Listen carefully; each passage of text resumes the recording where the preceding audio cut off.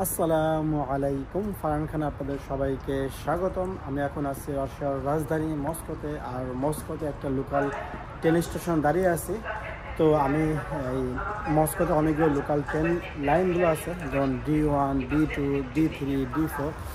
এটা হচ্ছে D1-এর লাইন। তো আমি এখন মস্কো শহরের বাইরে যাব এই লোকাল ট্রেনে করে। তো আর আজকে তাপমাত্রা হচ্ছে -4 ডিগ্রি সেলসিয়াস।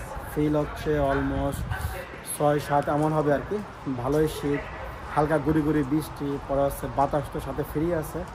তো এক কথায় ভালোই শীত। তো আমি যেখানে দাঁড়িয়ে আছে সেটা স্টেশন নাম আছে তিমিরাজেভস্কায়া। তো এখান থেকে প্রায় 37 কিলোমিটার দূরে আমি মস্কোর বাইরে যাব লোকাল ট্রেনে করে। তো আমি যে লাইনে দাঁড়িয়ে আছি এখানে ভাড়া প্রায় 108 টাকা মতো, 8 রুবেল মতো। তো আমি লোকাল ট্রেনে যাবো আর কি। তো এই ট্রেনগুলো 10 মিনিট, 12 মিনিট, 15 মিনিট পর এরকম 10 মিনিট পর পর একটা ট্রেন আসে আর কি। তো তো আমি আপনাদের সাথে শেয়ার করব যে মস্কোর লোকাল ট্রেনগুলো আসলে কেমন। আর যেখানে দাঁড়িয়ে আছে স্টেশন নাম আছে তিমিরাজেভস্কায়া। চলুন এই স্টেশন হেঁটে হেঁটে দেখি, যখন ট্রেন আসবে ট্রেনে উঠে পড়বো আর কি। চলুন।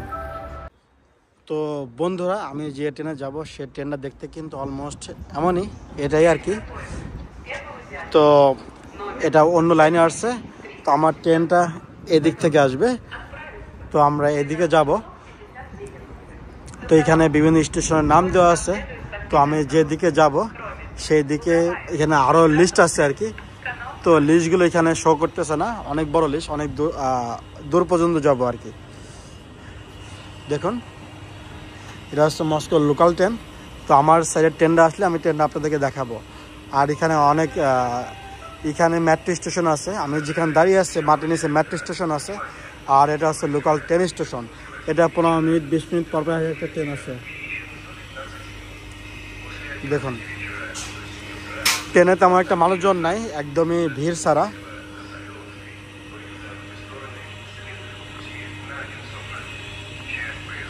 দেখুন, আর আশেপাশে সব দেখেন সবই সাদা হয়ে আছে, কারণ স্নোফল হয়ে একদমই সব কিছু মস্কো শহরে সব কিছু কিন্তু বরফের নিচে কিন্তু। তো এই স্টেশনের নাম আছে তিমিরাজেভস্কায়া। তো এখানে রাশিয়ান ভাষা এবং ইংলিশ ভাষা দুই ভাষায় কিন্তু আছে কিন্তু।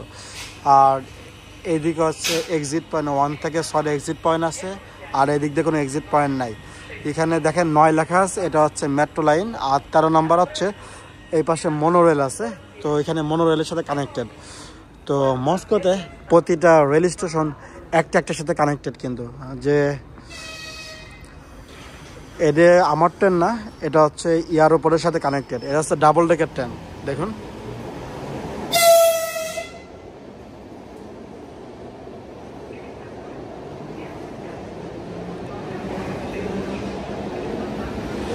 এই ট্রেনটা হচ্ছে ডাবল ডেকার। এই ট্রেনটা হচ্ছে মস্কোর পাশে একটা এয়ারপোর্ট আছে, নাম আছে শেরেমেতেভো। ওই এয়ারপোর্টের সাথে কানেক্টেড। ওই এয়ারপোর্ট থেকে ডিরেক্ট ট্রেন আসে এগুলা। দেখুন স্টেশন। এখানে মানুষজন কিন্তু বেশি না, মানুষজন খুবই অল্প। ওই পাশে একদম পুরো ফাঁকা হয়ে গেছে, কারণ হচ্ছে ওই পাশে মাত্র ট্রেন চলে গেল। আর আমি যে পাশে আছি, তো আমি যে পাশে আছি ওই পাশে মানুষজন সব আস্তে আস্তে জড়ো হচ্ছে। দেখেন এখানে বসার জায়গা আছে, পরে হচ্ছে চার্জিং পোর্ট আছে, সব কিছুই কিন্তু আছে কিন্তু। তো তো ওয়েট করে ট্রেন আসা পর্যন্ত। এখন আমার ট্রেন চলে আসতেছে।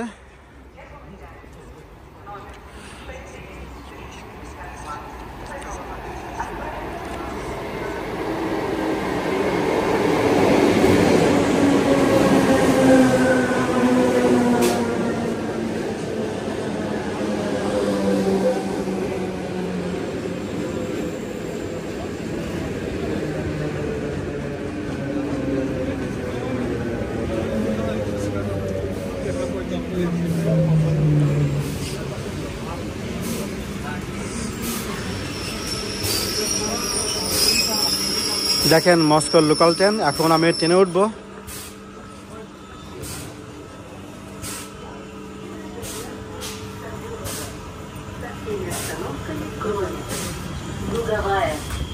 Некрасовская, Трудовая, канал দেখুন হচ্ছে মস্কো লোকাল ট্রেনের ভিতরে।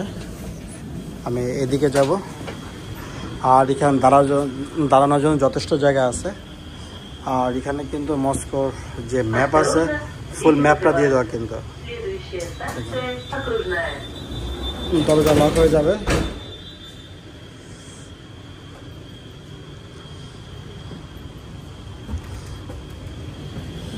দেখুন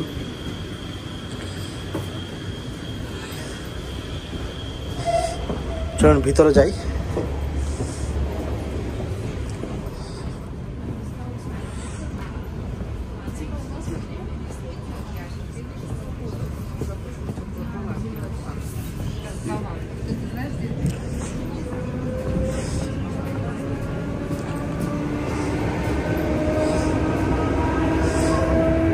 লোকাল ট্রেন হলে কি হবে, ট্রেনের কিন্তু অনেক ভালো একটা স্পিড।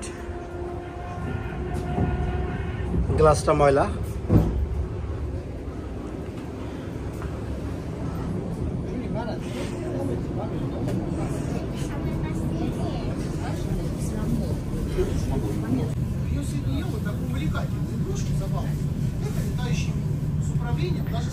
বাংলাদেশের মতো ট্রেনে হকার আছে কিন্তু।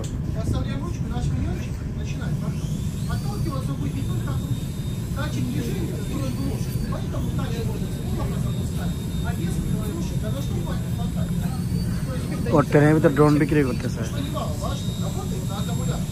দেখুন।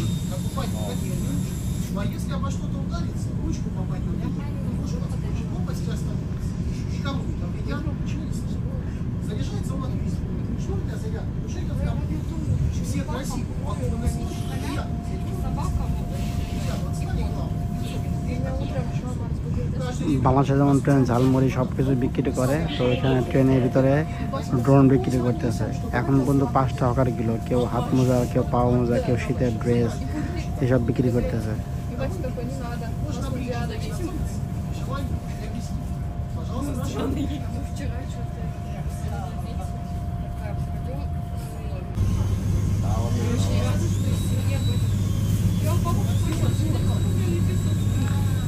সামনে যেহেতু ক্রিসমাস আছে, ক্রিসমাস উপলক্ষে ট্রেনের ভিতরে বিভিন্ন খেলনা বিক্রি করতেছে, এগুলো খেলনা ড্রোন।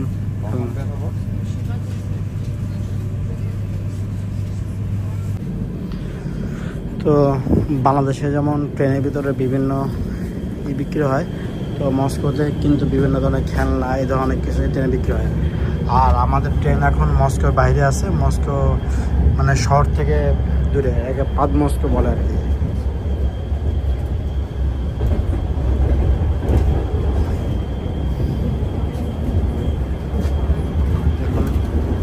সামনে স্টেশন, অনেকে নামার জন্য ওয়েট করতেছে।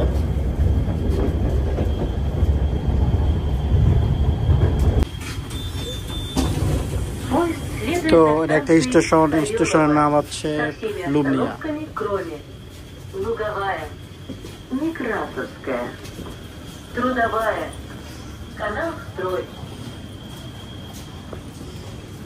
এটা একটা স্টেশন, এই স্টেশনের নাম হচ্ছে লুবনা।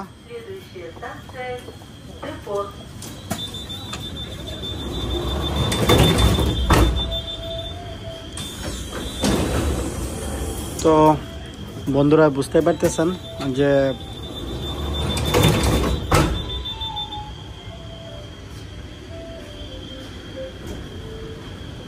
দেখুন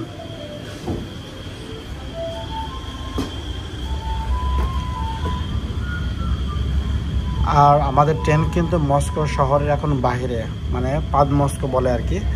যেমন আমি যদি বলি আমার ঢাকার আশেপাশে কোন শহরগুলো আছে, যেমন সাভার আছে, পরে কেরানীগঞ্জ আছে, পরে হচ্ছে জয়দেবপুর আছে, এরকম দূরত্ব বোঝায় আর কি।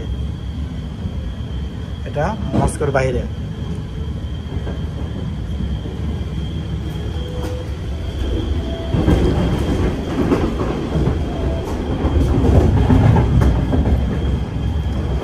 আর যেহেতু মানে উইন্টার, সেজন্য যে এই কাদা ছুটে আসে গ্লাসে লেগে, গ্লাসগুলো পরিষ্কার না।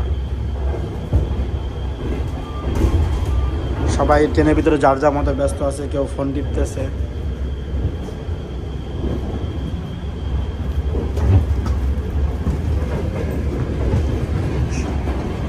সব জায়গায় জানালা গ্লাস একই রকম, এখানে গ্লাসগুলো ময়লা।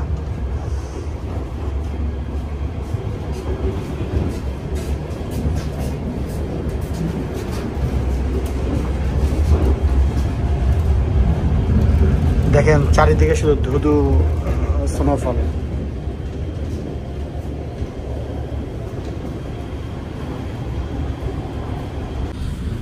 তো বন্ধুরা এখন যে স্টেশন আসবো সেই স্টেশন নাম হচ্ছে কাটোয়া।